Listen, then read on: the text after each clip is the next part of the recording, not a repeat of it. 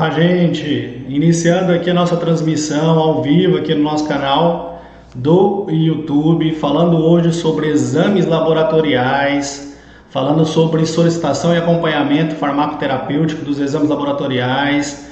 Temos alguns ajustes aí para sair melhor aqui na tela, para ficar mais legal, e a aula hoje é sobre quais os exames laboratoriais que eu vou solicitar para fazer o acompanhamento farmacoterapêutico do meu paciente. Eu vou explicar o passo a passo para vocês, vou mostrar como funciona aí. Eu queria que vocês colocassem o nome de vocês, da onde vocês são, quem está entrando aí agora. Quero conhecer vocês um pouco mais. Toda terça-feira, às 19h30, a gente inicia essa aula, a gente vai falar de muito conteúdo específico da área farmacêutica, falando sobre acompanhamento terapêutico, falando sobre farmacologia, falando sobre alguns exames, falando também sobre outros processos de atenção clínica ao paciente. E toda semana a gente tem aula ao vivo. Então quem está aí, olha, o Danilo está aí com a gente. Deu boa noite, Danilo. Da onde é o Danilo? Quem estiver aí entrando agora também, coloca lá de onde você é. Eu quero saber de onde você está me assistindo. Fala um oi aí pra gente. Manda suas dúvidas depois pra gente também, que é muito importante a gente ter essas informações, saber de onde você é, saber as suas dúvidas, porque isso pode auxiliar talvez nas próximas aulas, nos próximos dias, que a gente vai mostrar mais conteúdo e mais informação, ok? Então quem for entrando aí, olha, vai acompanhando a gente, vai vendo aí que coloca pra gente aí as informações que você quer receber mais pra frente, dúvida que você pode ter. E hoje o conteúdo é bem específico, voltado para a parte do farmacêutico que quer fazer uma atenção clínica especial para o seu paciente. Então eu estou aqui do lado, olha, acompanhando as mensagens e estou aqui na aula para a gente poder auxiliar todo mundo aí que queira participar dessa aula junto comigo, beleza?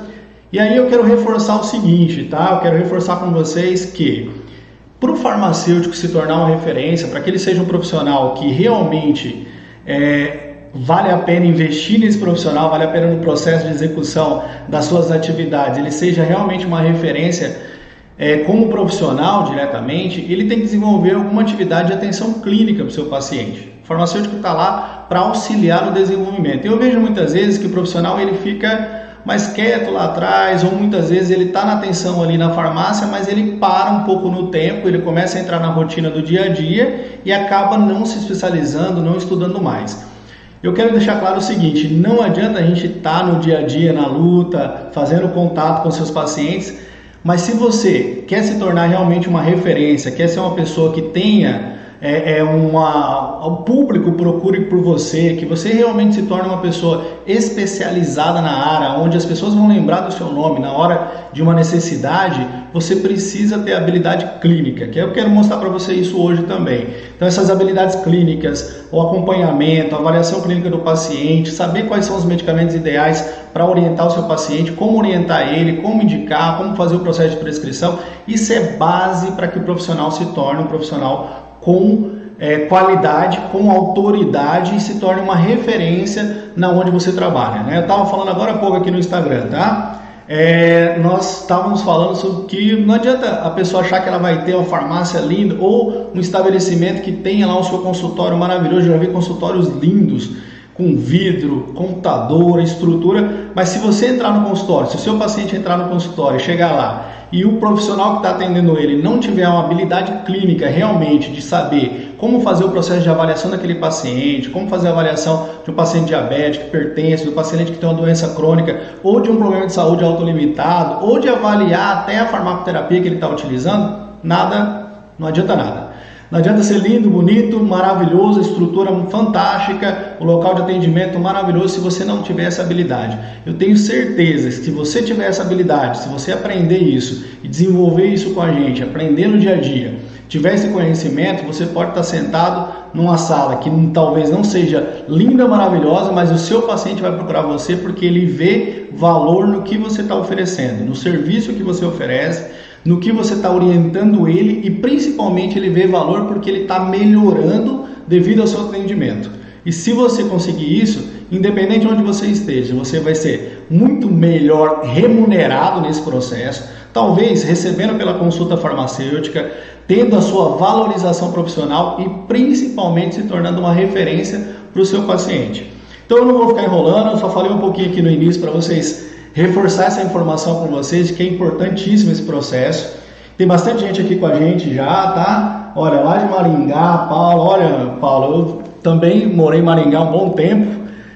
Estudei lá pela UEM, fiz meu mestrado por lá, minha especialização também por lá. Então, legal aí o pessoal de Maringá, um abraço. Tem vários amigos de lá, uma galera que é amigo nosso de lá, que trabalhou em farmácia com a gente, trabalha até hoje, tá? Minas Gerais, tem o Danilo, que é de Minas, o Geraldo, aqui ó, o Anderson, o Jander lá de Guarulhos. A gente tem várias pessoas aí, depois vai colocando, gente, dentro dos comentários.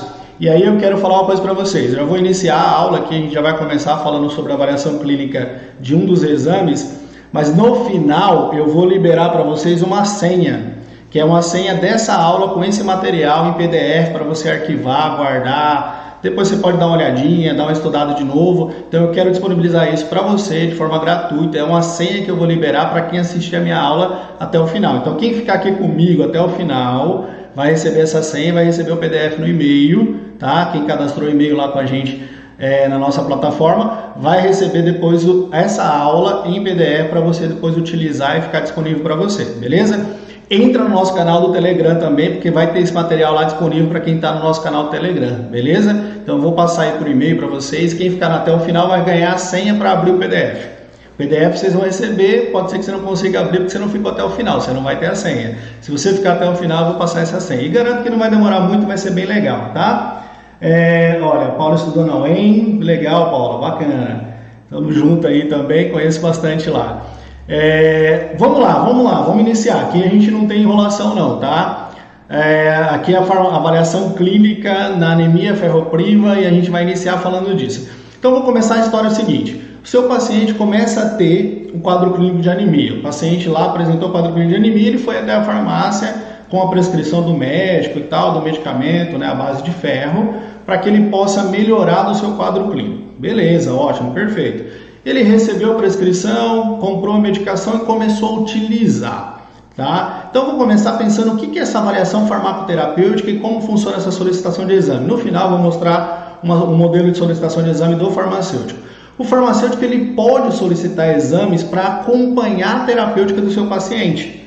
Muitas vezes ele não faz, ou talvez por medo, ou talvez porque ele não tem talvez uma habilidade clínica para conseguir fazer esse processo, por isso que eu estou mostrando isso na aula, ou muitas vezes porque ele não conhece exatamente o funcionamento da legislação, ele não sabe como é a regra sobre isso.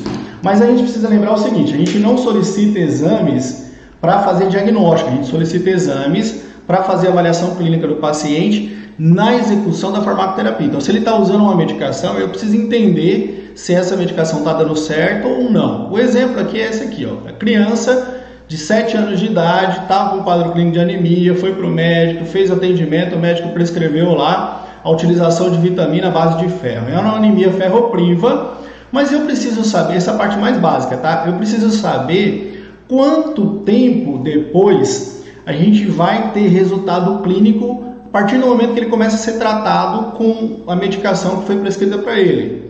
E eu preciso saber se deu resultado ou não, quer dizer, eu vou fazer uma avaliação da farmacoterapia, esse resultado no final, o medicamento que ele está utilizando, ele está funcionando, ele está dando certo, será se ele recuperou, ele conseguiu ter um resultado clínico bom, precisa aumentar a dose, precisa modificar talvez a posologia para melhorar isso.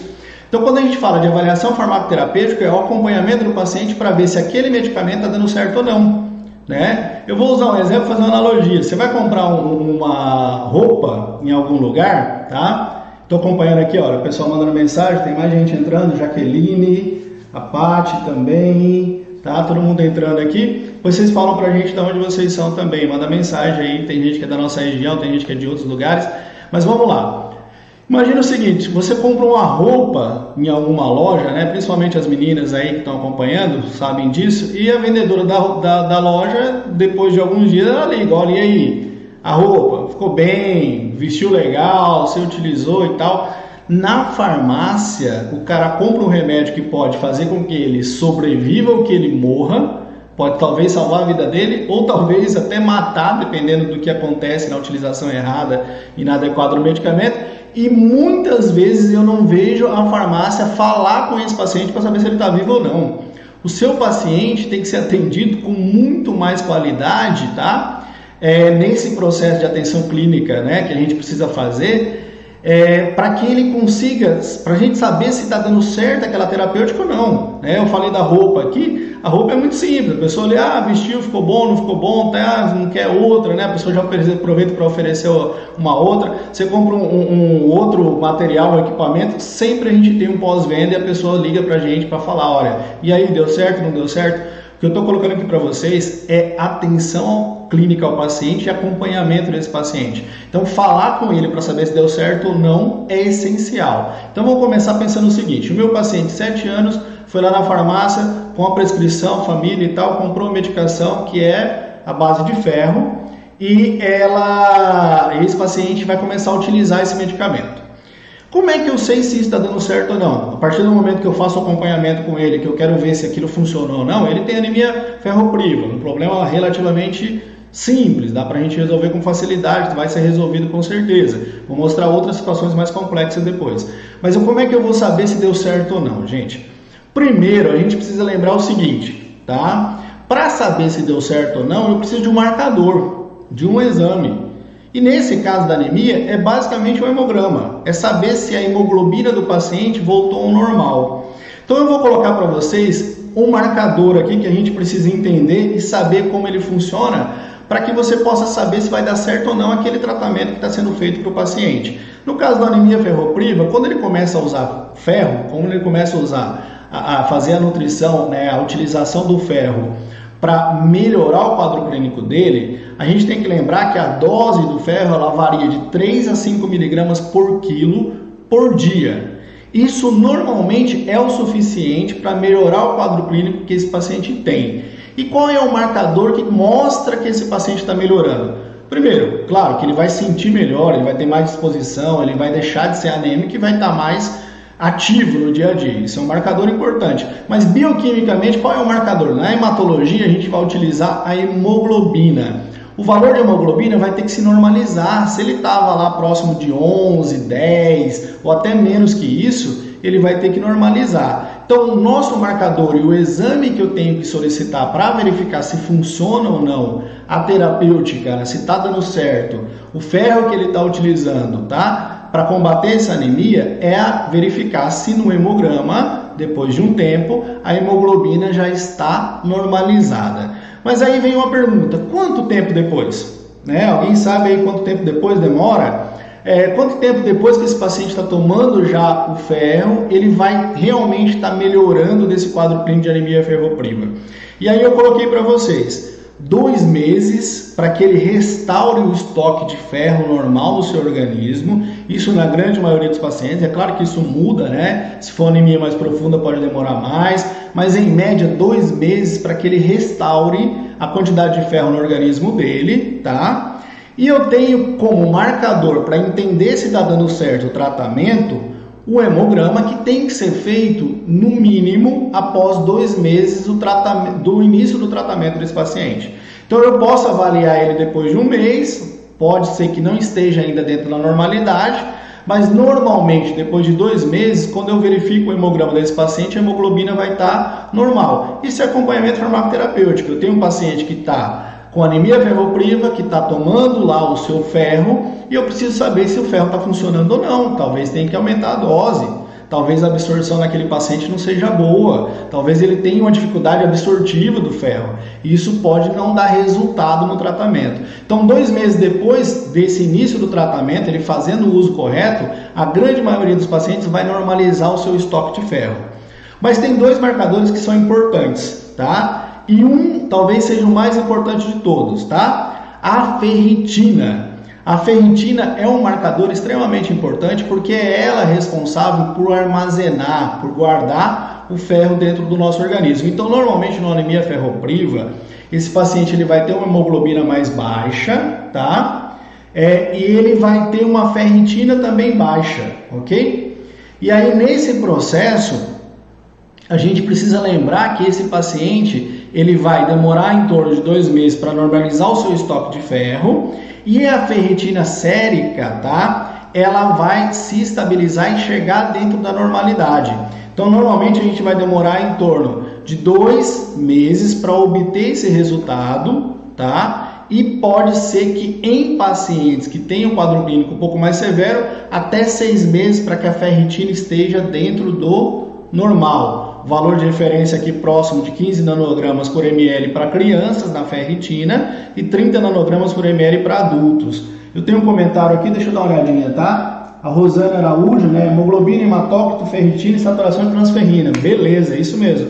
Perfeito, exatamente, os marcadores estão aí. Principalmente quando a gente avalia a hemoglobina. Se você fizer o hemograma completo de série vermelha, você já vai ter o hematócrito, a hemoglobina, tá? Então isso já vai dar uma ideia legal. Ferritina e saturação de transferrina. Eu ia falar de transferrina daqui a pouco, já adiantei o processo. A ferritina pode demorar até 6 meses aí, em média, para você ter uma normalização da concentração dela, tá? A concentração sérica de ferritina, ela vai chegar próximo do normal depois desse período de tratamento. Então, o paciente vai fazer o uso crônico dessa medicação, o uso um período mais longo, até 6 meses de utilização dessa medicação, e eu vou estar acompanhando através do hemograma. Com certeza eu vou conseguir enxergar a hemoglobina, tá? E vou conseguir enxergar o hematócrito mudando os seus parâmetros, o seu padrão. De preferência, 1 a 2 meses fazer esse exame para a gente conseguir enxergar se está dando certo ou não.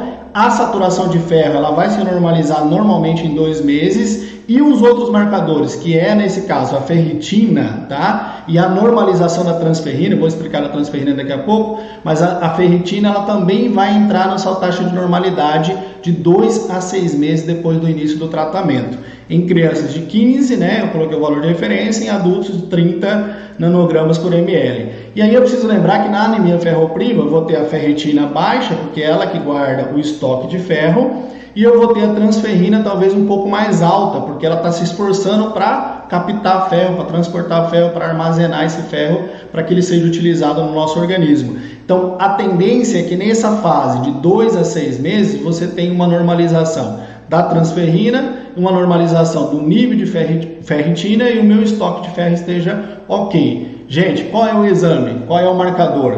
3 marcadores importantes. Hemograma, que a gente precisa fazer inicialmente de 1 a 2 meses para a gente avaliar, tá? E no decorrer até 6 meses de tratamento, a gente precisa avaliar com 3 e com 6 meses também esse paciente para ver se está tudo ok, se está tudo normalizando, tá? O hemograma me dá um parâmetro legal porque ele vai mostrar se o hematócrito está ok, se está subindo e se a hemoglobina também está chegando dentro do normal. Outro ponto, tá? A gente precisa talvez avaliar ferritina e transferrina para conseguir enxergar se está dando certo ou não o tratamento. Ferritina tende a se normalizar, ela estava baixa, ela começa a subir, e a transferrina, que talvez esteja mais alta no início, ela começa a baixar. Então o meu marcador, talvez ferritina e transferrina e o hemograma, deveria ser feito no início do tratamento, com 1 a 2 meses, e pode ser repetido em 3 a 6 meses para a gente ter esse resultado clínico efetivo desse tratamento. Então, só um exemplo simples falando de anemia ferropriva. Quando você trata o paciente, como é que você sabe se está dando certo ou não o tratamento? Eu só sei se o hemograma desse paciente estiver melhorando, com a hemoglobina subindo, se o hematócrito estiver dentro da normalidade e se tiver outras alterações com relação à normalização de ferritina e transferrina. Então, esse é um acompanhamento farmacoterapêutico, ok? Tá? Olha lá, a Rosane também colocou lá, ó, justificativo de solicitação de exame para não ser enquadrado no exercício legal. Vou falar disso também lá na frente, tá? A gente está falando aqui de uma situação onde você vai fazer a execução do exame, tá? Para fazer o processo, e para não ser enquadrado, você não está fazendo diagnóstico. Você vai especificar que é um paciente de acompanhamento farmacoterapêutico na execução do exame. Tá? O diagnóstico é critério do médico, você não vai fazer exercício legal da medicina, você vai fazer o processo de avaliação clínica do paciente e está fazendo um acompanhamento farmacoterapêutico. Já teve a prescrição, esse paciente ele já está fazendo uso da medicação, e que a gente precisa saber se está dando certo ou não essa medicação. Então não é para finalidade diagnóstica, deixar claro isso, é para finalidade de acompanhamento do resultado clínico do seu paciente. Coloquei os marcadores de transferrina, tá? Para a gente poder enxergar como é que tá esses marcadores, né? Em homens de 215 a 365, mulheres de 250 a 380 e ferritina de 23 a 336, em homens e mulheres de 11 a 306. Pode variar um pouco dependendo do kit, alguns kits trazem um outro valor de referência, mas basicamente é nesse nível que a gente está trabalhando com relação à avaliação clínica do paciente. Essa avaliação clínica do paciente, deixa claro que a gente está fazendo um acompanhamento farmacoterapêutico, né? A gente consegue enxergar se esse paciente está melhorando ou não da sua terapêutica. É basicamente o que a gente faz quando você faz um teste de glicose no paciente diabético, né? Eu vou falar disso mais para frente, mas quando você faz a avaliação da glicemia do paciente no paciente diabético, a gente consegue também analisar talvez se a terapêutica está dando certo ou não. Então nós estamos fazendo um acompanhamento farmacoterapêutico. Talvez você já execute de alguma forma, mas não com tanta especialidade ou não com tantos detalhes como a gente está colocando aqui. Então foi só o primeiro exemplo. Coloquei para vocês a anemia ferropriva como um exemplo de marcação. E aí os valores de referência, né? A gente tem aqui os valores de hemoglobina e de hematócrito, que a gente tem um hemograma, já que o hemograma é bastante comum e bastante frequente na utilização do dia a dia, tá? Tem mais gente entrando aí, tá? Farmacêutico, olha lá, o Jander perguntando sobre a solicitação. Jander, se for para acompanhamento farmacoterapêutico, sim, tá? Você pode executar e fazer a avaliação clínica do paciente para ver se está dando certo o tratamento ou não. Muitas vezes as empresas ou os laboratórios que fazem esses exames, muitas vezes pelo convênio, tem algumas restrições de aceitar a sua solicitação. Mas o paciente ele tem o direito de fazer o exame. Então, se ele for fazer particular, ele pode chegar lá e solicitar o exame. Tem lá o pedido, ele pode executar o exame, é um direito dele, o sangue é dele. O laboratório vai executar esse exame para ele e vai trazer o resultado para a gente avaliar se está dando certo. Deixar bem claro que a gente está avaliando o acompanhamento terapêutico do resultado clínico de um tratamento que esse paciente está fazendo, tá? Nós não estamos de maneira alguma disponibilizando ou executando algum procedimento para fazer diagnóstico ou para avaliação do processo. Eu quero saber se a terapêutica está funcionando e para isso eu preciso talvez enxergar algum marcador. Muitas vezes esse paciente até faz o exame, né? Mas aí ele não leva para o médico, ele não vai... E na farmácia a gente consegue enxergar talvez se está dando certo ou não, até para poder falar com o profissional médico e falar com ele, olha... ele está tratando já 2 meses e a dose é X e não está dando certo, olha, ele não melhorou do quadro de anemia, ele não teve uma melhora clínica. Isso talvez seja importante para você passar essa informação para que o médico possa pensar em outras possibilidades, ok? Então é sempre importante a gente entender esse processo para avaliar parâmetros, para avaliar a execução do processo e a farmacoterapia também no tratamento desse paciente. Vou colocar outro caso aqui, olha. Tem gente de Fortaleza, Cruz Alta, no Rio Grande do Sul. Quem mais aí, tá? Vanderlei, o tio tá lá assistindo também. O Ricardo Sampaio, nosso colega aqui. Aí a Mili também tá assistindo a gente. E aí agora a gente vai colocar um outro exemplo de uma outra situação clínica também bastante específica, tá? Hormônios da tireoide, tá? Aí as alterações do hormônio da tireoide, elas são bastante complexas e eu vou focar aqui, até pelo tempo, no hipotireoidismo, tá? O que seria um marcador biológico para verificar se o remédio para tireoide está funcionando ou não? Qual é o medicamento? Para quem está lá na farmácia, talvez conheça os nomes aí, né? Vai saber exatamente o que a gente está falando aqui. Então a gente tem aí o Puran, o Synthroid, chamada levotiroxina, tá? Levotiroxina é o principal fármaco utilizado para o tratamento de hipotireoidismo, né? No caso, aí, quando a gente tem, por exemplo, algumas situações de hipotireoidismo com o quadro clínico que são utilizados esses fármacos para repor o hormônio da tireoide. Então, nesse caso especificamente, tá? A gente vai falar da alteração do hipotireoidismo, vou colocar um pouquinho lá na frente, e eu vou mostrar para vocês quais são os marcadores principais nessas alterações, tá? Pulei um pouquinho aqui, deixa eu só voltar lá para mostrar para vocês quais são os marcadores. Então, quando a gente fala na avaliação clínica do paciente com quadro de hipotireoidismo, que ele tem essa alteração por alguma modificação que aconteceu, né, algum distúrbio que aconteceu da tireoide dele, né, no caso aí mais comum seria a tireoidite de Hashimoto, onde você tem uma doença que ataca, né, uma destruição talvez autoimune, uma lesão, muitas vezes que destrói células que fazem com que você tenha diminuição na produção do hormônio da tireoide. E aí eu vou só lembrar rapidamente, tá, uma parte da fisiologia que é importante, vou colocar para vocês aqui para vocês também relembrarem. Então normalmente a gente tem lá o hipotálamo que libera TRH e a gente tem aqui o TSH embaixo, tá, que é o hormônio que estimula a tireoide a executar o processo de produção dos seus hormônios, do T3 e T4. Então, quando a gente tem o TRH estimulando, né, o TRH liberado pelo hipotálamo, estimulando a hipófise, e a hipófise liberando o TSH, estimulando a tireoide, o T3 e T4 vai estar normal e esse paciente vai viver tranquilamente. Se houver algum problema na tireoide, alguma alteração, como o caso da tireoidite de Hashimoto, o paciente pode apresentar uma diminuição desse hormônio, do hormônio T3 e T4, principalmente do hormônio T4, que seria a forma que está fazendo a sua atividade lá no organismo do paciente. Então, a diminuição desse hormônio causada por alterações, como é o caso da tireoidite de Hashimoto, faz com que você tenha uma redução do T4 e, consequentemente, você tenha uma falha do feedback. Então, só para vocês acompanharem, quem está anotando aí, quiser acompanhar com mais detalhe, presta atenção um pouquinho aqui, olha. Eu diminuo o T4 lá embaixo, eu vou diminuir o feedback dele e, consequentemente, eu não vou dar sinal para o TSH reduzir. Então, nesse paciente, eu vou encontrar um quadro clínico no exame, né, que vai ser avaliado pelo médico, aonde o TSH vai estar alto, tá? E o T4, T3 vai estar embaixo. Então, a tendência é você ter um TSH alto e um T3 e T4 baixo. Normalmente, o médico prescreve a levotiroxina para fazer uma reposição do hormônio que está faltando, que é o hormônio lá do final, que é o T3 e T4 que estão faltando lá nesse processo. E esse hormônio que o médico vai prescrever, nesse caso o Puran, o Synthroid, que são a maioria das vezes são os fármacos que são utilizados, ele é a base de levotiroxina.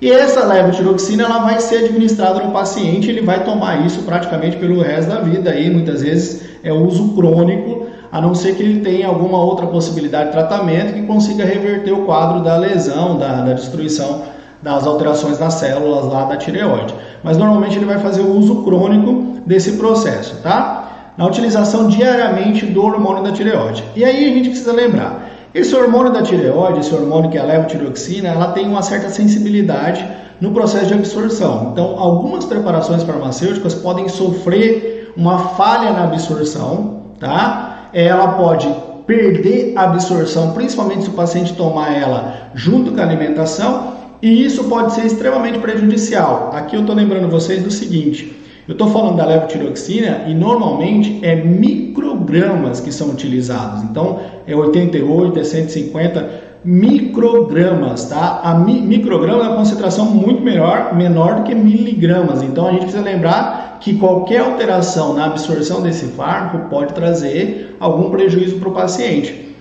E como é que eu sei se esse medicamento está funcionando ou não? Como é que é a avaliação para entender? Qual seria o marcador que a gente conseguiria enxergar para saber se esse medicamento está funcionando ou não? Esse paciente está fazendo o tratamento, você está acompanhando ele e eu preciso saber se esse tratamento está funcionando ou não. Então ele voltou para o laboratório, fez o seu exame, está lá com os resultados dos exames da tireoide. O que vai acontecer dentro dos exames para que a gente enxergue se isso está normalizando ou não?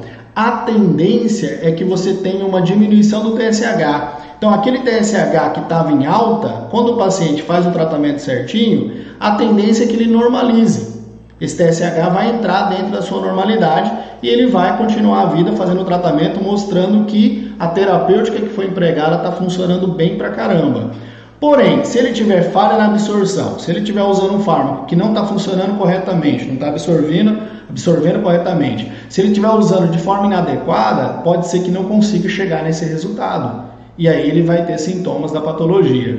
Então a recomendação aqui seria o paciente tomar de preferência longe da alimentação, ok? Para que você não tenha perca da absorção, acho que essa é uma recomendação comum, tá? Existem alguns estudos, até colocar para vocês, que falam que não tem diferença, não vai fazer interferência. Mas de um modo geral não vai fazer mal para o paciente, então é melhor que ele faça o uso longe da alimentação, de preferência em jejum, né? 30 minutinhos antes de comer alguma coisa pelo período da manhã, para que ele tenha uma absorção melhor, tá? Para que ele faça o processo de absorção de forma mais adequada, tá? Então, se tiver na ausência de jejum, pode ser que isso traga um prejuízo para ele, ok?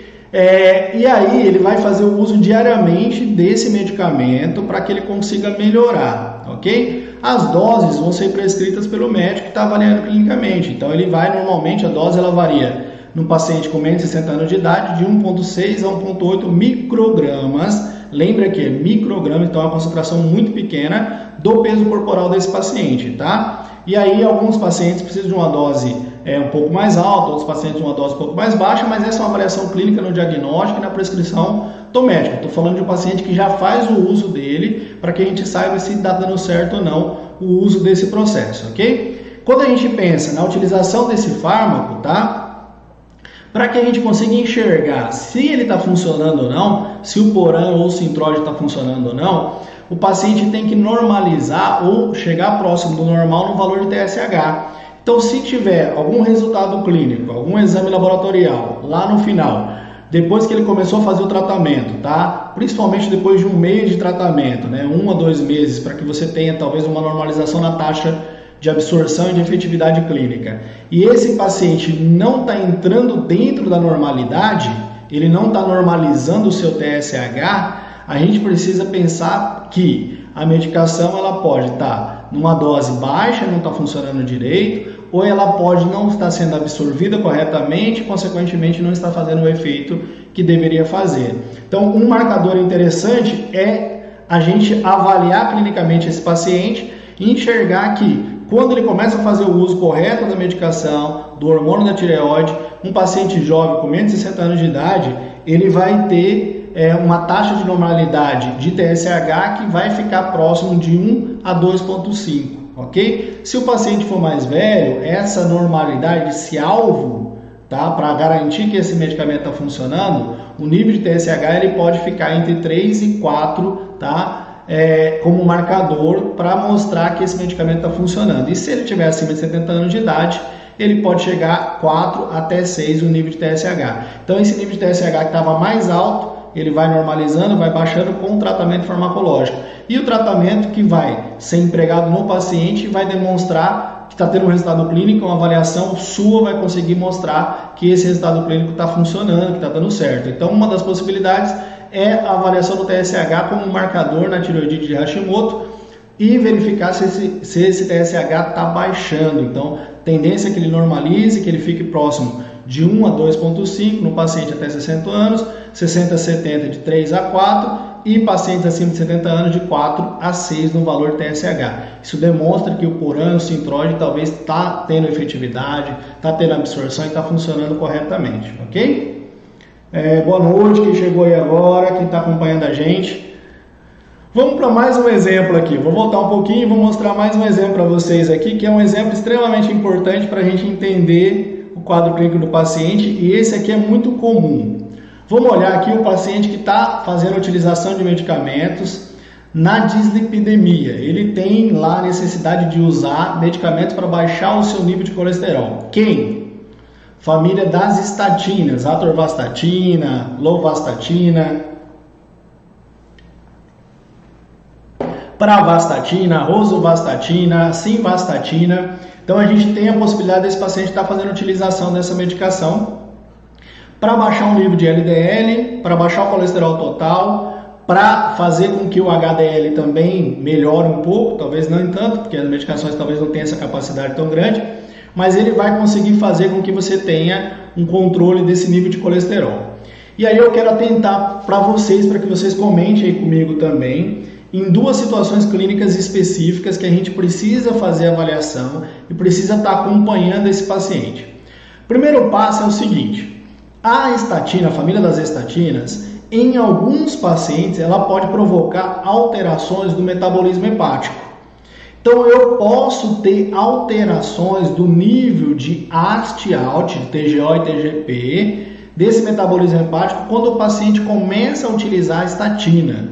Então a recomendação geral é que no acompanhamento terapêutico desse paciente, a gente consiga ver se não está tendo alteração do fígado desse paciente. Quando? Tá? De preferência, um mês após o início da utilização dessa medicação e dentro de 2 a 3 meses repetir para ver se está tudo normal, se está tudo padrãozinho.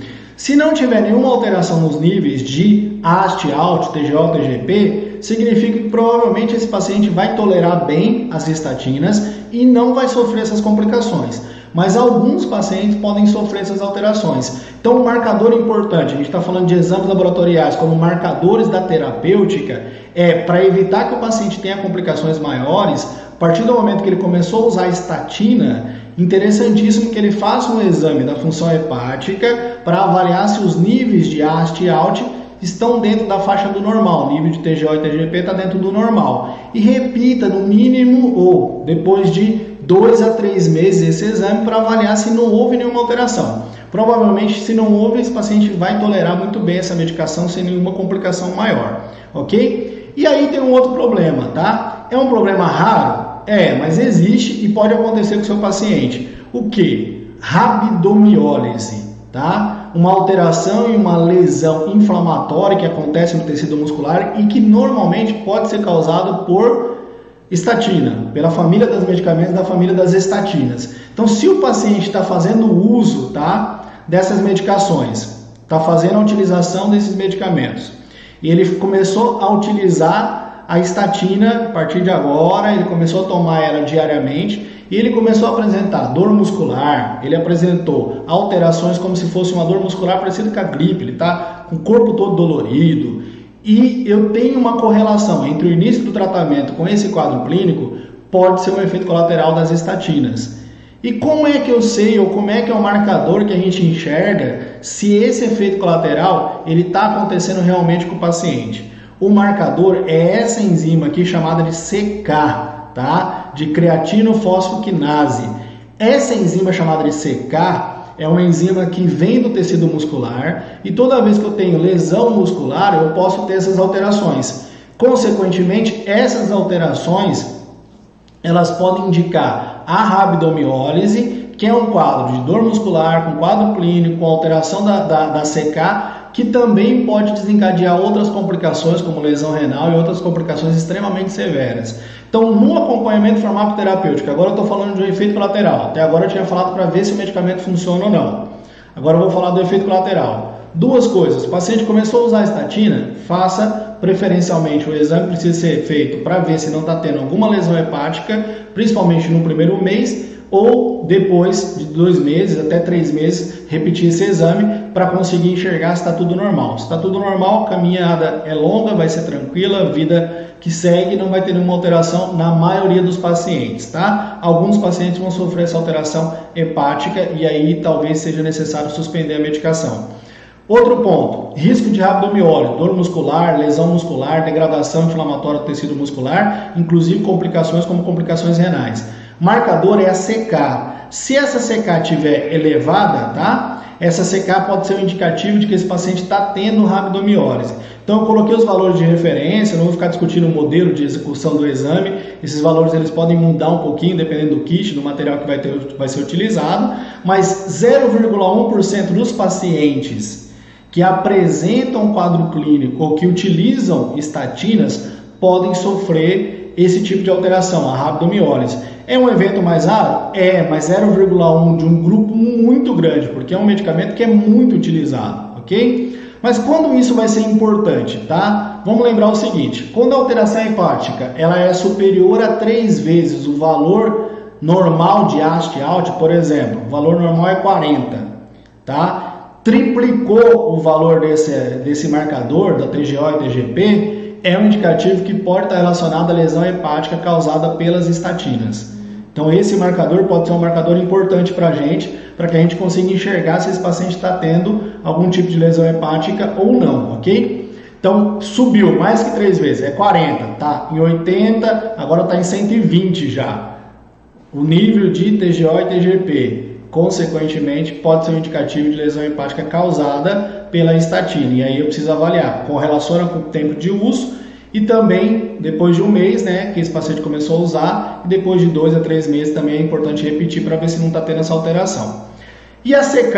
A CK indica rabdomiólise, a lesão muscular pode acontecer sem o paciente ter sintoma, tá? Paciente assintomático, alguns pacientes vão ter sintomas mais intensos, normalmente o sintoma é uma dor no corpo, a dor muscular mais intensa, e se esse nível de CK subiu de 7 a 10 vezes acima do normal, é um indicativo que pode ser de rabdomiólise, de lesão muscular. Então, 2 marcadores importantes no acompanhamento terapêutico que vai indicar se esse paciente está tendo complicação no uso de estatina. Subiu 7 a 10 vezes acima do normal o nível de CK, é necessário suspender a estatina, parar de utilizar, até a menos que isso, mas a maioria dos trabalhos falam nesse processo da utilização de CK com relação a esse nível, né, de 7 a 10 vezes, aí talvez seja necessário suspender porque está entrando no quadro de rabdomiólise. Isso no paciente assintomático. Se o paciente tiver sintoma, vai ter que suspender porque a dor muscular é muito intensa, as alterações que ele está promovendo lá de dor muscular incomoda muito o paciente, ok? Vou fazer uma pergunta aqui, quem está me acompanhando só fala sim ou não, se vocês já estão sabendo dessas informações, se estão achando interessante, se está ajudando de alguma forma. Como eu falei, no final, tá? Eu vou disponibilizar o PDF, vou mandar por e-mail de vocês, todo mundo que se cadastrou lá vai receber o PDF, e quem ficar até o final vai receber a senha para poder abrir o PDF, para poder utilizar essas informações que eu estou colocando para vocês aqui. Então eu coloquei aqui, ó, 2 marcadores, né? A função hepática é sempre importante a gente avaliar para ver se não está tendo alteração ou não por causa do uso da estatina, e a função do tecido muscular. O paciente pode estar tendo rabdomiólise em situações assintomáticas, na maioria das vezes ele vai ter sintoma, mas o que é o indicativo? O aumento da enzima CK é o marcador que indica se esse paciente está tendo alteração e lesão muscular. Esse aumento normalmente ocorre de 7 a 10 vezes acima do normal, do valor normal. Lembra que essa é uma enzima do tecido muscular. Então, alguns fatores no parâmetro laboratorial é importante. O paciente não pode estar fazendo atividade física, tem que fazer um certo repouso para fazer o exame, alguns marcadores são importantes aí. E aqui eu estou falando da CK e não estou falando da CK-MB, porque tem a CK-MB também, que é um outro marcador de lesão do infarto, mas a gente não está falando aqui de diagnóstico, de avaliação. Nós estamos falando do processo de acompanhamento farmacoterapêutico do meu paciente, ok? Detalhe importante, tá, gente? Vamos lá. O paciente começou a tomar ácido nicotínico. Alguém sabe o que é o ácido nicotínico? Conhecem aí o ácido nicotínico? Alguém pode falar novamente aí, dar uma mensagem aqui, manda uma mensagem pra gente no chat aqui. Se conhece o ácido nicotínico, se sabe para que ele serve. Eu vou explicar agora para que ele é utilizado. O ácido nicotínico, nesse caso, ele é empregado muitas vezes, né, para aumentar o nível de colesterol HDL, colesterol bom, e para baixar os outros colesteróis também, baixar o colesterol total, baixar o colesterol LDL. Então ele acaba tendo essa função para melhorar os níveis de colesterol do paciente, principalmente, acho que uma coisa legal que ele faz, isso a longo prazo, é aumentar o HDL. Então algumas vezes você vê a prescrição dessa medicação para o paciente melhorar o HDL. Ele é um derivado de uma vitamina do complexo B, então ele pode ser empregado para essa função. Vou atualizar a página aqui para ver os comentários de vocês também, tá? E aí, nesse processo, a gente tem um probleminha, tá? Muitas vezes que o paciente coenzima Q10, legal, Rosana, coenzima Q10 também faz parte do processo de avaliação do paciente aí com quadro clínico de dislipidemia, tá? Como marcador aí para alterações da arteriosclerose, alterações no processo de marcação para risco de complicações cardiovasculares, né? Depois a gente pode fazer um dia aí para falar um pouco mais com relação à marcação da enzima Q10, até porque tem envolvimento com o cálcio, né? Pode comentar aí também, tem envolvimento com outros marcadores que vão auxiliar nesse processo de formação das placas ateriomatosas. Quero colocar para vocês o seguinte, voltando ao ácido nicotínico, o paciente que está utilizando ácido nicotínico por algum motivo, para aumentar o HDL, para baixar o colesterol LDL, para baixar o colesterol total, acho interessante a gente pensar o seguinte, tá? Esse paciente ele também tem que ter uma avaliação clínica nos níveis de glicose, principalmente se o paciente for diabético. Por quê? O ácido nicotínico pode alterar pode levar a um aumento da liberação de glicose na corrente sanguínea e eu posso ter modificações nesse processo. Então é importante que se o paciente for diabético e ele recebeu a prescrição para baixar os níveis de colesterol na utilização do METRE como ácido nicotínico, a gente faça um monitoramento no início do tratamento mais rigoroso, de preferência 3 vezes por semana, de preferência o ideal seria pelo menos 3 a 6 vezes por dia fazendo a glicemia desse paciente para ver se não está sofrendo uma alteração muito intensa, sempre antes da alimentação e após a alimentação, pré-prandial e pós-prandial, para a gente avaliar se não está tendo alteração ou não. Então lembra, se o paciente começou a utilizar ácido nicotínico, comece a verificar a glicemia dele com mais frequência para ver se ele não está tendo alteração da glicemia, se esse paciente for diabético, já que pode ser um fator de risco, ok? O paciente que é dislipêmico, né, para saber se as estatinas estão funcionando, nós falamos lá, para saber se elas estão causando mal, as enzimas e os marcadores é AST e ALT, né, TGO e TGP, e o outro marcador também poderia ser de avaliação da rabdomiólise, para ver se ele não está tendo essa alteração, a CK. Nesse caso, a avaliação clínica do acompanhamento, para que esse paciente não evolua para uma complicação maior, já que você está acompanhando esse paciente, ele apresentou essas alterações. Deixar claro lá no exame que é para acompanhamento farmacoterapêutico para avaliar se está dando certo a terapêutica do paciente ou não. E no paciente que já está fazendo uso para baixar os níveis de colesterol, para baixar o triglicerídeos, para reduzir o LDL, para aumentar o HDL, eu coloquei aqui os parâmetros de referência, né? As metas terapêuticas, o ideal seria que em jejum o paciente conseguisse chegar a um colesterol total abaixo de 190. Que o HDL, com o uso das medicações, com o uso das estatinas, aumentasse ali para cima de 40. O triglicerídeos, e claro que a estatina nem sempre é a principal opção no triglicerídeo, talvez ela não tenha, em alguns casos, uma eficiência tão grande, mas o ideal é que o paciente conseguisse normalizar o seu nível de triglicerídeo. E o LDL ficasse numa faixa ideal, ótima aí, para conseguir fazer com que o paciente tenha menor risco cardiovascular. Então, esses marcadores ou esses valores são valores de referência, que seria talvez a meta terapêutica desse paciente. Quanto tempo, tá? A avaliação clínica ela tem que ser mensal e depois eu vou mostrar ali que ela segue um cronograma para você ver o resultado da estatina. Então, o nível de colesterol do paciente não vai baixar de hoje para amanhã. Ele gradativamente ele vai baixar e vai sendo controlado e vai melhorando gradativamente. Um paciente normal, por exemplo, ele deveria fazer, um paciente normal que não tem nenhuma alteração de colesterol, não é dislipêmico, ele deveria fazer o seu exame, tá, de parâmetros, o lipidograma aí, para avaliar a cada 5 anos pelo menos, para ver se ele não está tendo nenhuma alteração. Um paciente que é o paciente dislipêmico, tá, inicialmente ele deveria repetir o exame para avaliar se a medicação está funcionando, está atingindo a sua meta.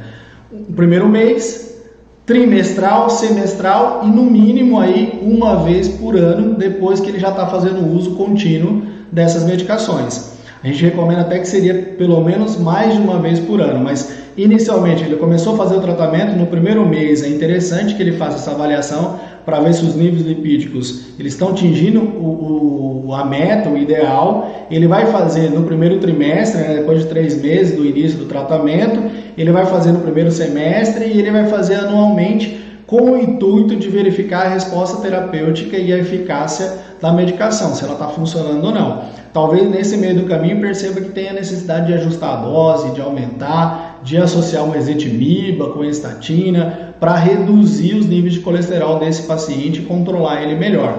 Então a gente está aí caminhando para a farmácia, né, ser um local onde a gente vai ter avaliação clínica, exames laboratoriais, testes rápidos, e um dos marcadores importantíssimos para a gente avaliar se está funcionando a estatina é, para a função hepática, avaliar a TGO e TGP no primeiro mês e no mínimo aí 2 meses depois de uso, tá? 2 a 3 meses depois do início do uso. Creatina CK, para avaliar se o paciente não está caminhando para uma rabdomiólise, se ele apresentar sintomas, pode ser um efeito colateral da medicação. E também na farmacoterapia, para ver se está dando certo a terapêutica com a estatina, primeiro mês, primeiro trimestre, semestre e no mínimo avaliação 1 a 2 vezes por ano depois que ele já faz o uso crônico dessas medicações, sempre com o intuito de avaliar a farmacoterapia para ver se está dando certo ou não, colocar os marcadores, se for necessário encaminhar para o médico novamente para que ele possa fazer ajustes, para que possa, talvez seja necessário trocar a medicação, substituir, fazer uma outra alteração no tratamento farmacológico do seu paciente, ok?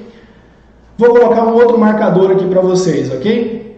Vou colocar aqui, se alguém quiser fazer algum comentário, ali ó.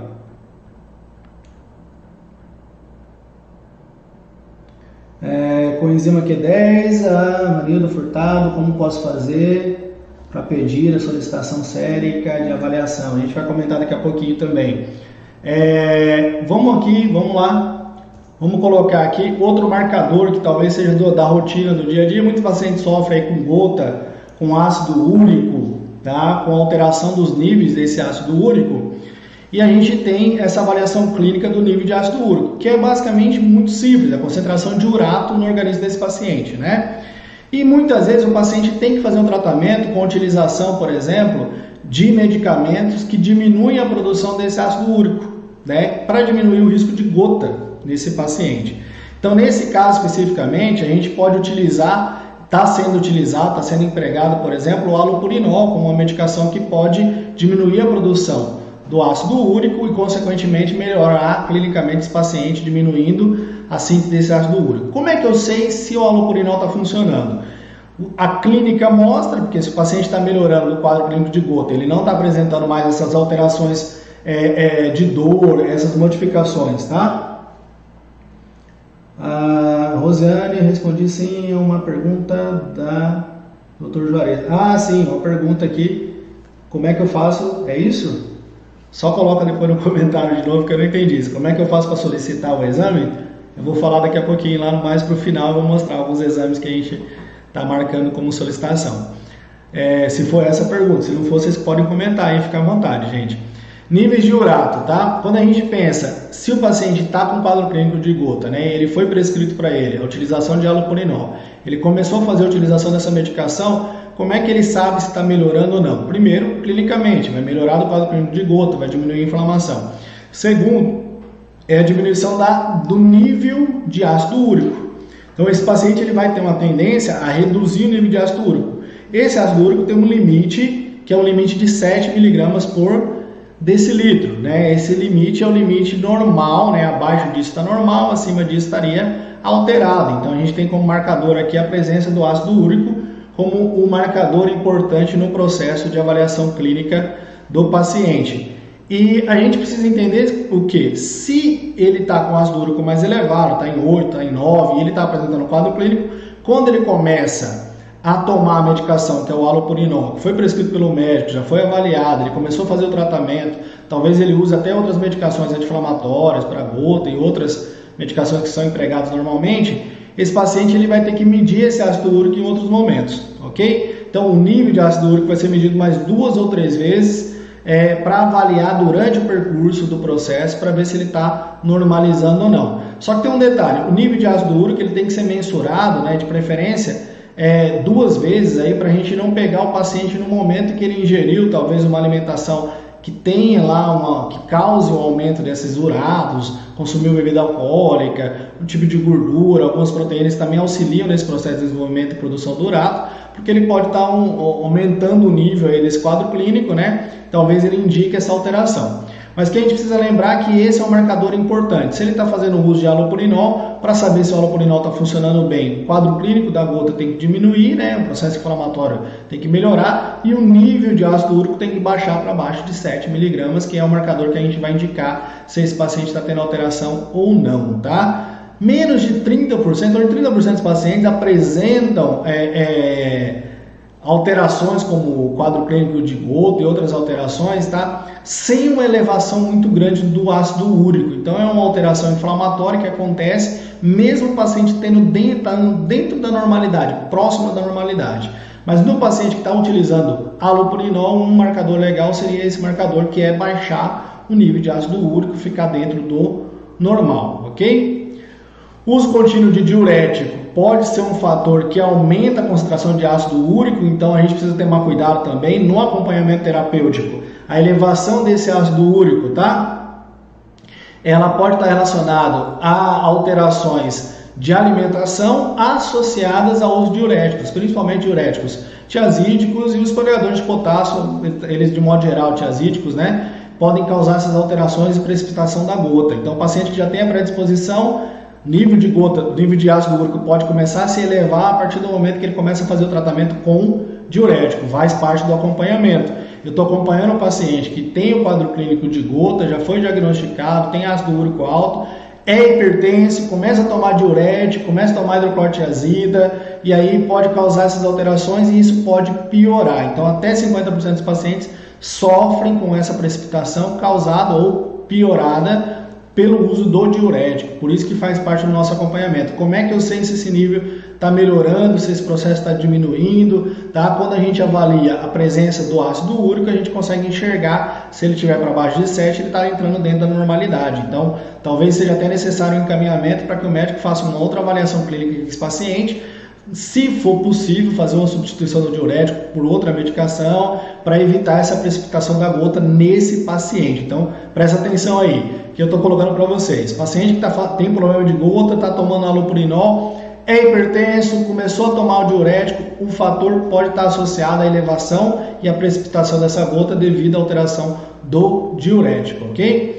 Alguns pacientes sofrem com cálculo renal e com outras alterações relacionadas ao diurético, só que o nível é menor, em torno de 2 a 3%, tá? E uma medicação, uma substância que ajuda na eliminação do ácido úrico é a probenicida. A probenicida faz com que você tenha eliminação, pode ser talvez uma opção terapêutica do médico aí para utilizar a probenicida como opção para diminuir. Probenicida é difícil de achar, mas seria uma opção para eliminar esse ácido úrico do organismo do paciente.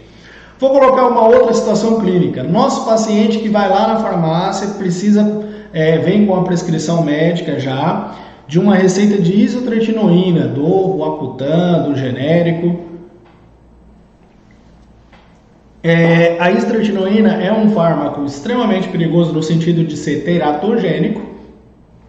Acho que quem conhece a isotretinoína sabe a função dele, é utilizada para acne, para alterações relacionadas à acne, né, a acne vulgar, as alterações que são relacionadas, principalmente alterações mais graves na pele em si, é a prescrição da isotretinoína como opção terapêutica, né, de um retinoide.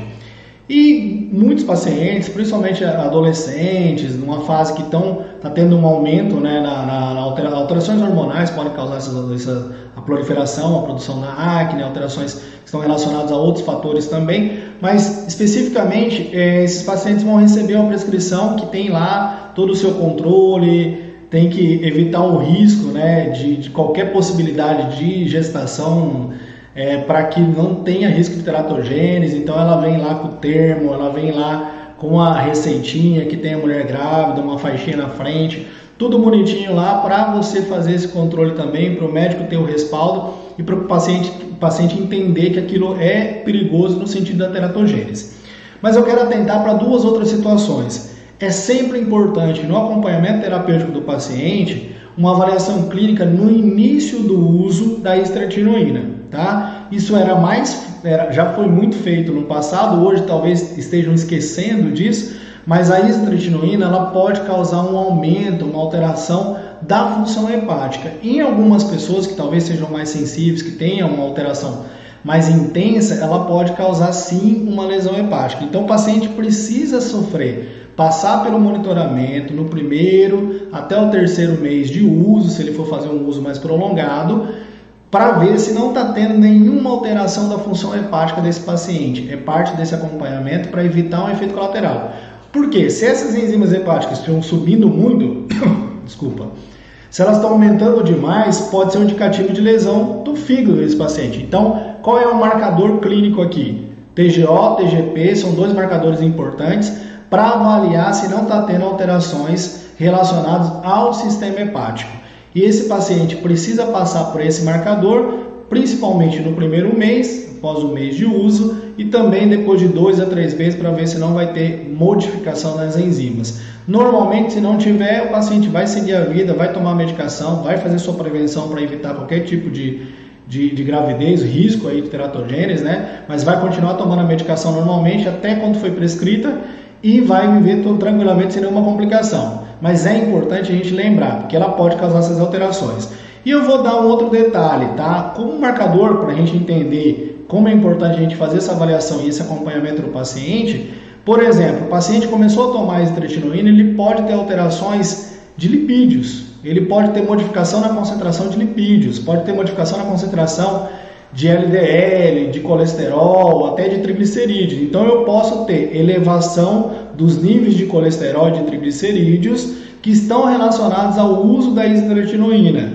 E a gente precisa também acompanhar esse paciente. Talvez ele fez um exame aleatório para avaliar o colesterol e aí está lá que deu alterado, o colesterol está elevado. Ele toma isotretinoína, o acompanhamento terapêutico desse paciente, ele já faz uso de istratinoína, pode ser um fator que esteja alterando, né, esses níveis de colesterol. Não é uma alteração muito grande, mas é um fator que talvez esteja causando alguma modificação nos níveis de colesterol ou de triglicerídeo desse paciente. Então vamos lá, o paciente começou a utilizar a istratinoína, pode sofrer alterações da função hepática, é importante essa fazer essa avaliação pelo menos no primeiro mês ou até o primeiro trimestre, se for fazer um uso mais longo da medicação, para ver se não está alterando o TGO e TGP, e também, claro, para verificar se não está tendo alterações no lipidograma, colesterol, triglicerídeo, que pode sofrer alguma modificação, tá? Nos primeiros 3 meses é importantíssimo esses marcadores para a gente ver se não está tendo nenhuma modificação. Se houver alterações que são mais severas, elevação grave do TGO e TGP, a lesão hepática, que pode ser um indicativo de lesão grave, talvez é importante falar com o médico para suspender a medicação para que esse paciente não tenha complicações mais severas, ok? Então são 2 marcadores importantes para quem não conhecia sobre a istratinoína, quem não sabia como são as alterações, estão relacionados a um receptor chamado de PPAR, que dá para você estudar depois, tem um monte de mecanismo envolvido, mas um dos problemas pode ser esse. A grande maioria dos pacientes não vai sofrer com essas alterações, mas fique atento no paciente que você faz esse acompanhamento, que faz uso contínuo dessa medicação, ok? Vamos falar do diabetes. Talvez o diabetes seja o principal, tá? Vamos lá, aqui tem adolescente de 14 anos, pode tomar istratinoína. Essa avaliação, Karen, é do médico, tá? O médico vai fazer essa avaliação clínica, tá? A Rita falou sobre cefaleia e enxaqueca. Podemos fazer sim, Rita. Vamos ver se a gente consegue marcar para a próxima semana. Essa avaliação de quem pode tomar, ou essa avaliação clínica, se realmente ele vai ser necessário usar, é basicamente do médico, né?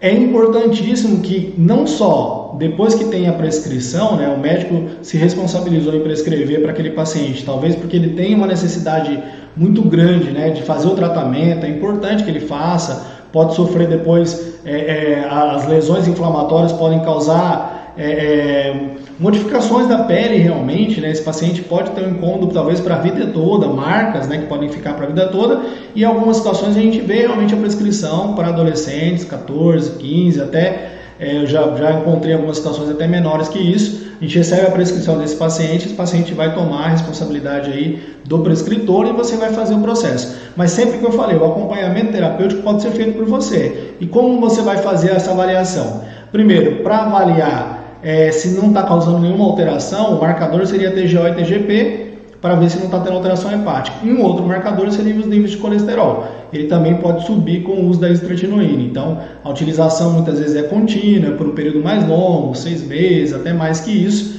Então, é necessário que se faça esse acompanhamento para o paciente não ter nenhum risco, né?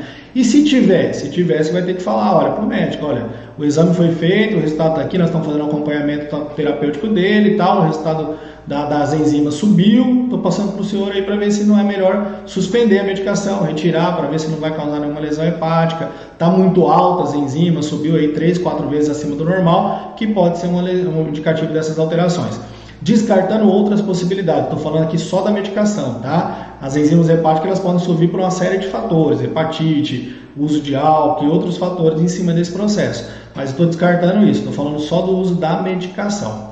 No diabetes, boa parte de vocês já faz a utilização do acompanhamento terapêutico do paciente. Eu quero só que vocês falem um oi para mim, quem já faz algum acompanhamento do paciente diabético, tá? Eu tenho certeza que a maioria de vocês já deve fazer alguma atividade e algum acompanhamento desse paciente diabético, né? E aqui eu coloquei para vocês só os parâmetros de avaliação clínica. Na verdade, esses parâmetros aqui são parâmetros diagnósticos, o médico utiliza para avaliar se o paciente é diabético ou não, tá? A glicemia abaixo de 100, glicemia de jejum, tolerância diminuída à glicose, né? Entre 100 a 126, diabetes mellitus acima de 126. Esses são alguns parâmetros que são empregados, inclusive a hemoglobina glicada, que é um parâmetro que a gente consegue enxergar se esse paciente está fazendo um controle adequado nos últimos 3 meses da glicemia dele. Então, a hemoglobina glicada, o normal seria o paciente estar abaixo de 6,5, de preferência próximo de 6% de hemoglobina glicada. Esses parâmetros eles são importantes para a avaliação do médico no diagnóstico dele, ok? No diagnóstico do médico. Mas eu vou colocar para vocês aqui o parâmetro para que a gente possa fazer um acompanhamento desse paciente. Então, se ele está tomando hipoglicemia antioral, sulfonilureias, se ele está tomando metformina, se ele está tomando inibidor da DPP-4, se ele está tomando insulina, se ele está tomando medicamentos que são medicamentos para diabetes de um modo geral, a gente precisa fazer uma avaliação clínica desse paciente, tá? Para que a gente consiga enxergar se esses medicamentos estão funcionando ou não. Então, o ideal é que esse paciente, quando ele fizer hemoglobina glicada, depois de 3 meses de uso, ela esteja próximo de 7%.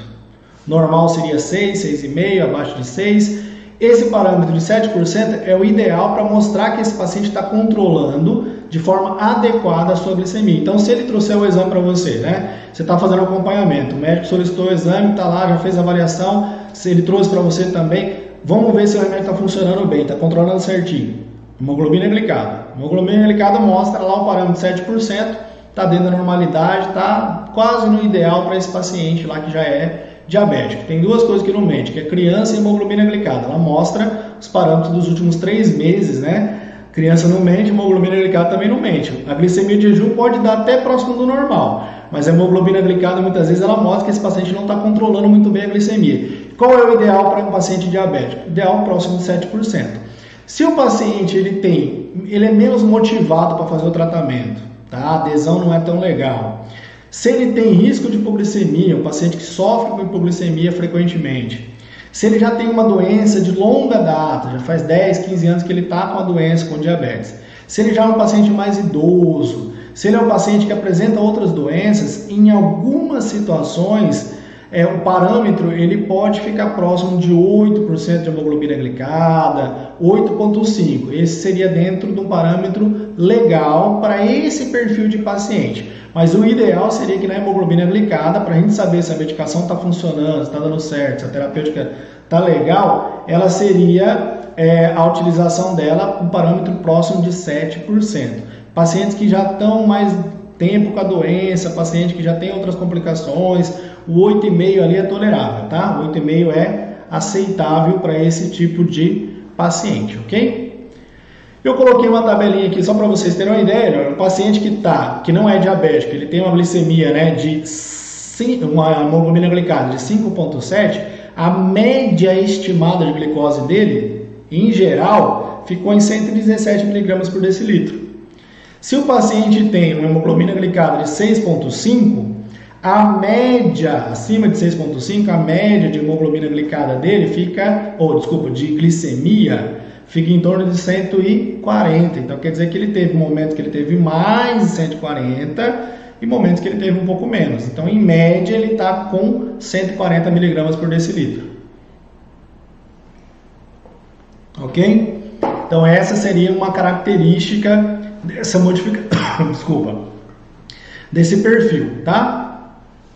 E quando a gente fala em metaterapêutica, quando o paciente é diabético, como que eu faço para chegar numa metaterapêutica? Está fazendo tratamento certinho, toma na posologia adequada, prescrição do médico, seguindo tudo certinho, horário de tomar, horário de utilizar as medicações, faz o uso da maneira correta, você orientou a terapêutica dele para fazer da maneira adequada, que tem absorção legal, que não tem efeitos colaterais, diminuiu tudo isso, está fazendo um acompanhamento bonitinho, toma sulfonilureia, toma metformina, pode até tomar outras medicações. Ideal, 7% de hemoglobina glicada para mostrar que está dando certo a terapêutica, 7,5 a 8,5 em pessoas que já têm um quadro clínico mais severo, idosos, tolerável, beleza, está dentro do normal.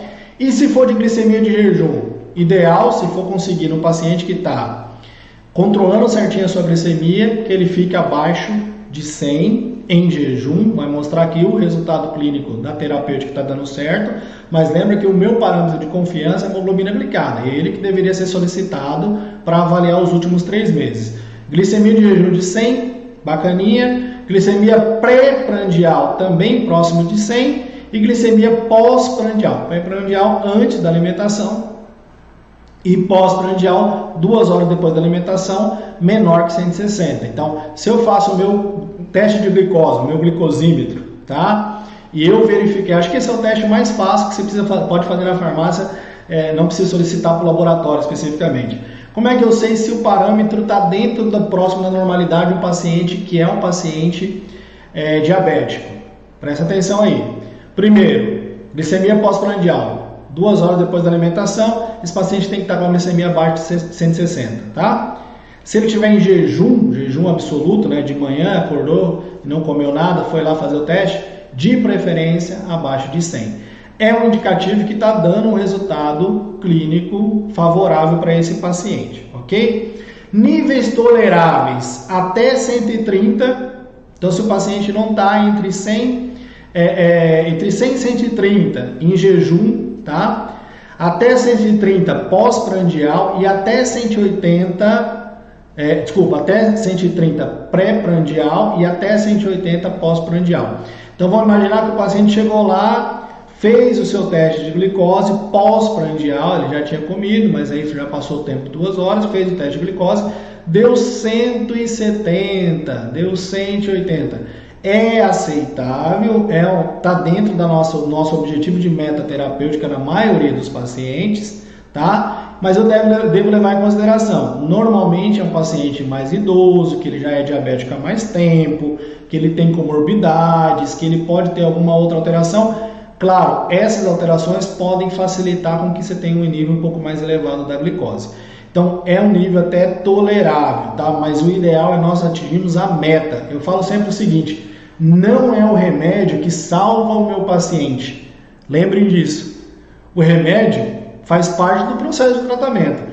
O que salva muitas vezes é ele não ter uma hemoglobina glicada muito alta, ele não ter uma alteração muito alta que não vai desencadear uma complicação nele, que não vai desencadear um problema cardiovascular, uma complicação de lesão, outras alterações. Então, quando eu monitorar, vou fazer o teste de glicose nesse paciente, lembra dessa tabelinha. Para ele estar dentro do parâmetro, se ele estiver fazendo tudo bonitinho, alimentação, fazendo o processo de tomada da medicação de forma correta, aderir o tratamento certinho, dentro dessa faixa, tá? Abaixo de 100 em jejum, até 130 se for um paciente mais idoso, tá dentro do nível tolerável, do nível que é legal para esse paciente diabético tipo 2, ok? Atingindo a nossa meta terapêutica. Um outro marcador legal que eu vou mostrar rapidamente, vocês podem depois baixar aplicativos e outro para utilizar, é um marcador que a gente utiliza, tá? Para verificar parâmetros de perfil glicêmico desse paciente. Então, a glicemia média semanal, né? A média de glicemia do paciente em jejum durante uma semana. Isso é legal porque dá para ser utilizado para a gente ver se esse paciente não está flutuando muito, não está tendo muita alteração, momentos de hipoglicemia, momentos de hiperglicemia, tá? Perfil glicêmico também traçado dentro da faixa dos níveis normais. E a variabilidade glicêmica, de preferência, a variabilidade glicêmica. O que é a variabilidade? É a variância, né? O quanto eu estou variando nesse processo da glicemia desse paciente. De preferência, a glicemia média semanal, ela tem que estar próximo de 150. Então, em média, durante a semana, se ele fez a glicose em jejum, tá?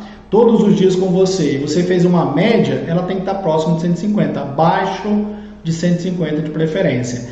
E não pode variar muito. Por exemplo, teve um dia que ele estava com 180, teve outro dia que ele estava com 70. A variação glicêmica, a variabilidade glicêmica, ela não pode ser maior que 50. Vocês entenderam o processo? Então, se a variação glicêmica não ficar maior que 50 e a minha glicose, tá? A minha glicemia média semanal fica próximo de 150, esse paciente também pode indicar que ele está fazendo uma terapêutica bonitinha, controlando, está tudo legal. E, claro, a hemoglobina glicada é o meu padrão ouro. Então, quando você fazer a glicemia, marca lá nos resultados para avaliar esse paciente. Gente, eu preciso anotar no papel todo dia a glicose desse paciente? Claro que é bom, mas existe um monte de aplicativos e eu vou colocar 2 dicas para vocês aqui. Se for o caso, utilize o aplicativo para o paciente, ele vai baixar no celular e vai conseguir colocar as informações lá. Você vê que ele tem essa capacidade, possa fazer, ajude ele, tá?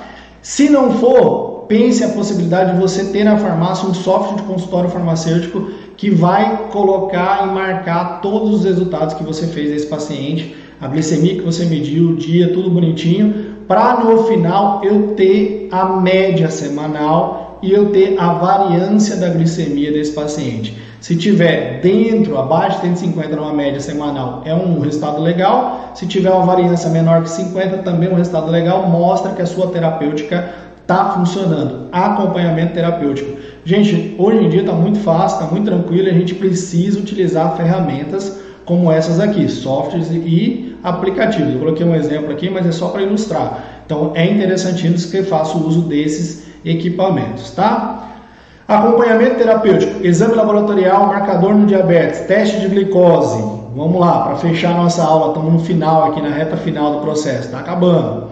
Primeiro, lembra o seguinte, o paciente começou a fazer o tratamento com medicamento para diabetes, de preferência, tá? O ideal é que ele faça 6 testes por dia, tá? 3 dias na semana, durante 2 semanas. 6 testes por dia, 3 dias na semana, durante 2 semanas. Quando ele vai fazer o teste? Pré-prandial, antes do café da manhã, antes do almoço e antes da janta. Pós-prandial, 2 horas após o café da manhã, 2 horas após o almoço e 2 horas após a janta. Ok?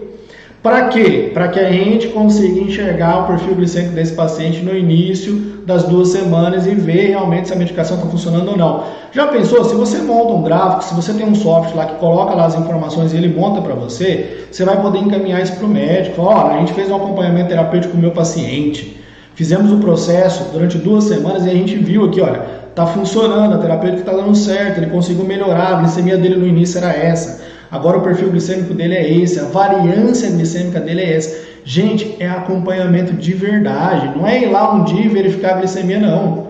Ah, fiz o teste de glicemia glicose do meu paciente hoje. Não é, um dia talvez demonstre alguma coisa, mas não mostra o resultado, não mostra se o medicamento está dando certo, está funcionando ou não. Então, quem fizer ou quem já faz, parabéns. Quem não faz, coloque em prática, faz o processo. Ah, o paciente não tem condição de fazer o exame 6 vezes por dia. Se você tem um paciente que vale a pena, que ele é um paciente que você acompanha, que ele é cliente, paciente seu, faça esse esforço, coloque um exame para ele fazer várias vezes por dia no início do tratamento, faça uma avaliação, ele vai ser um cliente fiel para você pro resto da vida. Você vai conseguir mostrar para ele o resultado clínico, a terapêutica, como isso vai dar certo na vida dele. Ele vai melhorar do problema. Então lembra, perfil glicêmico para avaliar o paciente, início da terapêutica, começou a fazer o tratamento, mudou o remédio, trocou o remédio, trocou a terapêutica, 6 testes, 3 dias por semana, 3 dias na semana, você escolhe aí segunda, quarta, sexta, os dias da semana, durante 2 semanas, pré e pós-prandial, antes do almoço, antes da janta, ou antes do café da manhã, antes do almoço, antes da janta, 2 horas depois do café da manhã, 2 horas do almoço, 2 horas depois da janta. Ah, meu paciente não pode vir aqui. Tenta fazer o acompanhamento porque é importante para esse paciente, para ver se a terapêutica está funcionando, se a troca do remédio vai dar certo, se está dando certo ou não. Variância glicêmica média da semana não pode ser acima de 150 e não pode ter uma variância muito grande acima de 50. E hemoglobina glicada, que depois de 3 meses você pode fazer normalmente a hemoglobina glicada, porque ela vai mostrar o perfil glicêmico desse paciente, tá? Sempre é muito importante. Paciente que utiliza insulina, tá? Aí é um outro quadro. O ideal também é 6 vezes por dia fazer essa avaliação, mas tem 2 horários que eu acho interessante a gente lembrar. Antes de dormir é muito importante que ele faça a avaliação da glicemia dele e às 3 horas da manhã, porque o perfil de utilização de insulina NPH regular pode ter alterações de concentração e períodos onde ele pode ter quadros de hipoglicemia, principalmente nos períodos da noite, na madrugada, ou até situações de hiperglicemia. Então, antes de dormir e 3 horas da manhã, no início da terapêutica, é importante que ele faça essa avaliação, tá? Aí existem vários outros marcadores aqui. A hemoglobina glicada eu já falei que tem que estar próximo de 7%. Essa avaliação ela vai ser feita aí depois pelo médico também. E a avaliação clínica com o médico, principalmente 1 mês após o início da terapêutica e 3 meses após o início dessa terapêutica para ver se está dando certo ou não. Nessa avaliação clínica com o médico, ele pode levar o perfil glicêmico que você montou. Você fez o perfil glicêmico, montou bonitinho, o paciente vai levar, o médico vai olhar e eu tenho certeza que ele vai falar, pô, esse cara fez um acompanhamento legal da terapêutica, fez um acompanhamento da glicemia, mostrou que, olha, tá dando certo, não tá. E aí, claro, a decisão de trocar, de mudar, de modificar é do médico especificamente. Mas você está fazendo o seu acompanhamento terapêutico de verdade. Estou mostrando aqui é na raça, é real, não é uma coisa inventado, criado no processo, não. É de verdade, não adianta achar que tem um consultório para fazer o processo, se você faz a glicemia do paciente uma vez por mês, de manhã, e o paciente começou a fazer o tratamento agora, o que vai mostrar isso? Não dá para enxergar muita coisa, precisa fazer o acompanhamento e o perfil desse paciente, ok? Só vou colocar o final aqui, que é avaliação de diabetes e o risco, né? Se esse paciente está com glicemia acima de 300, hospital para talvez tenha necessidade de tomar insulina, então mediu a glicemia, está muito alta, manda embora o hospital para esse paciente fazer a utilização, e risco de hiperglicemia, né, de coma hiperglicêmico, é um risco muito grande. Ou se ele está apresentando algum hálito cetótico, com a glicemia alta, então fez o teste da glicose, está alta a glicemia, esse paciente está apresentando hálito cetótico, né, alterações desse tipo, pode ser um risco para esse paciente, ok? Sempre recomendações de emergência, glicemia muito alta, tá? Essa glicemia elevada aí acima de 300 também é um risco de hospitalização de emergência para esse paciente. Se ela tiver realmente elevada, principalmente em jejum, é perigoso. Finalizamos, vou mostrar aqui o modelo de solicitação de exames e vou dar a senha para que vocês possam acessar esse PDF que eu vou mandar para vocês, beleza? Eu montei aqui para vocês só um modelo de solicitação de exame, tá? Nome do estabelecimento, CNPJ, CEP, pedido de exame laboratorial. Olha, embaixo tá baseado, solicitação de exame baseado na RDC 586, com a finalidade de realizar acompanhamento farmacoterapêutico. Carimba, assina, manda para o laboratório, o paciente vai lá, faz o exame. É particular, ele pode fazer normalmente, sem problema nenhum, tem a sua solicitação e você pode fazer a solicitação dos exames, que são exames de acompanhamento farmacoterapêutico. Coloca na observação aqui, olha, acompanhamento da utilização da medicação tal pelo paciente X. Eu quero verificar se o paciente está usando istretinoína, ele foi prescrito para ele está fazendo tratamento, mas ninguém avaliou se ele está tendo lesão hepática. Vou solicitar TGO e TGP, faz a avaliação, escreve paciente em uso de istretinoína, avaliação da função hepática para verificar se não tem lesão no fígado causada pela medicação. Resolução 586 nos respalda nesse processo e garante que a gente tem condições de solicitar o exame. Saia dessa caixinha, desse medo de que vai acontecer alguma coisa contigo, tendo conhecimento clínico, tendo conhecimento científico, baseado na legislação que nós temos permissão, você pode atuar muito bem. E imagina, se você fizer esse serviço para o seu paciente, ele vai melhorar, ele vai querer procurar você para se consultar clinicamente contigo, para que você possa continuar fazendo um acompanhamento terapêutico, para você mostrar o resultado e ele vai sentir esse resultado de verdade.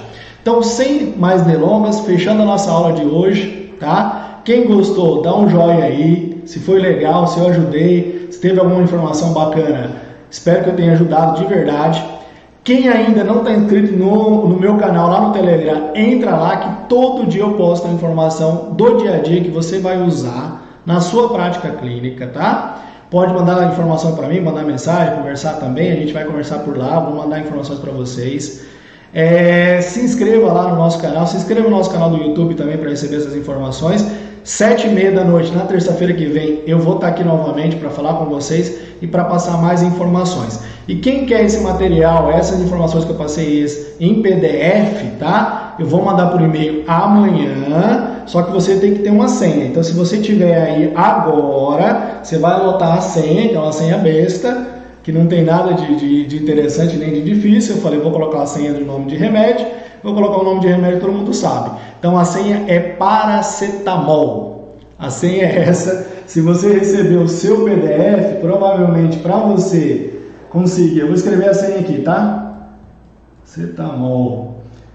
Para você conseguir abrir o seu PDF, você vai ter que usar essa senha aí. Mas olha, eu vou disponibilizar lá no meu canal do Telegram, combinado?